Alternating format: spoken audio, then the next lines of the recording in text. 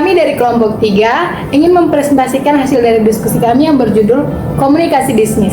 Saya Nadia Octavia Gultom, rekan saya, Nama saya Evi Triani Bulele. dan rekan saya, Nama saya Mina Ati Cibua. kami dari Prodi Ilmu Komunikasi ingin mempresentasikan hasil diskusi kami. Selamat menonton! Yang pertama, kita akan membahas tentang pengertian komunikasi bisnis secara umum. Komunikasi dalam dunia bisnis digunakan untuk membangun partnership, sumber daya intelektual, untuk mempromosikan satu gagasan, produk, servis, atau suatu organisasi dengan sasaran untuk menciptakan nilai bagi bisnis yang dijalankan.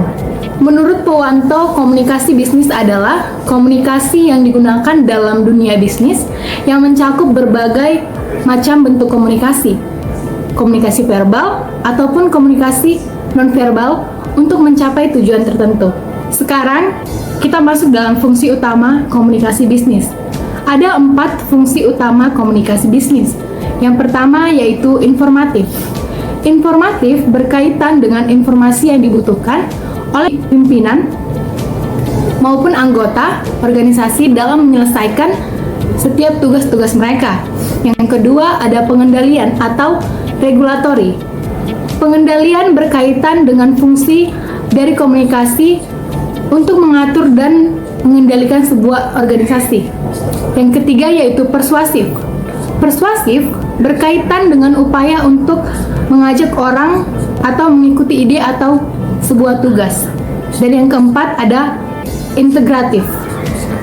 Integratif berkaitan dengan penyatuan satuan organisasi yang terdiri dari beberapa divisi departemen atau bagian untuk menjadi satu kesatuan yang terpadu dan utuh. Bagaimana sih ciri-ciri komunikasi bisnis itu? Yang pertama, yaitu dihasilkan untuk tujuan seperti efektivitas kerja atau hubungan bisnis. Dan yang kedua, ada gaya komunikasi yang profesional atau formal, mencerminkan identitas organisasi. Dan yang ketiga, menggunakan media yang tepat, seperti email, rapat, atau media digital untuk menyampaikan pesan. Pesan disesuaikan dengan karakteristik audiens atau internal dan eksternal.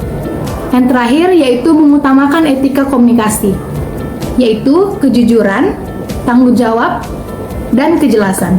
Baik, kita masuk dalam tujuan komunikasi bisnis, yaitu 1. Menyelesaikan masalah dan membuat keputusan. Dan kedua, kedudukan seseorang di dalam bisnis menentukan seberapa penting ahlian di dalam menyelesaikan sebuah masalah dan membuat keputusan untuk kemajuan bisnis yang digeluti. Dan ketiga, mengevaluasi perilaku. Keempat, perilaku seseorang menentukan keberhasilannya di dalam bisnis.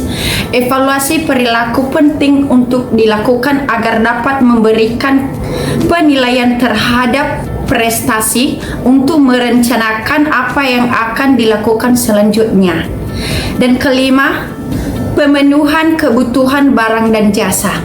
Keenam, dalam meningkatkan taraf hidup masyarakat, maka diperlukan barang dan jasa untuk memenuhi kebutuhan di dalam kehidupan sehari-hari yang harus mengalami perkembangan ini. Lanjut, kita akan membahas ruang lingkup. Bidang-bidang komunikasi meliputi 1.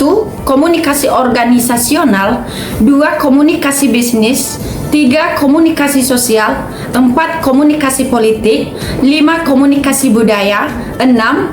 Komunikasi internasional, 7. Komunikasi keluarga, 8. Komunikasi pendidikan, 9. Komunikasi tentang kesehatan dan sebagainya, meliputi berbagai aspek kehidupan manusia. Baik, saya akan melanjutkan tentang materi bentuk dasarnya. Bentuk dasar komunikasi bisnis yang lazim digunakan dalam dunia bisnis ada 2, yaitu komunikasi verbal dan komunikasi nonverbal.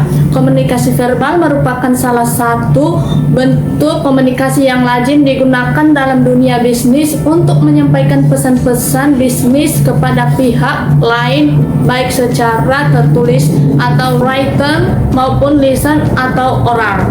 Bentuk dasar komunikasi nonverbal adalah bentuk komunikasi yang paling mendasar dalam komunikasi bisnis.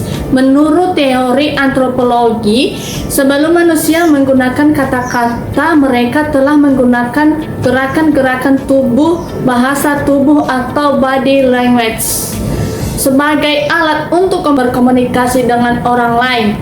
Tahapan proses komunikasi terdiri atas 6 tahap, yaitu pengirim mempunyai suatu ide atau gagasan, pengirim mengubah ide menjadi suatu pesan, pengirim menyampaikan pesan, penerima menerima pesan, penerima menafsirkan pesan, dan penerima memberi tanggapan dan mengirim umpan balik kepada pengirim.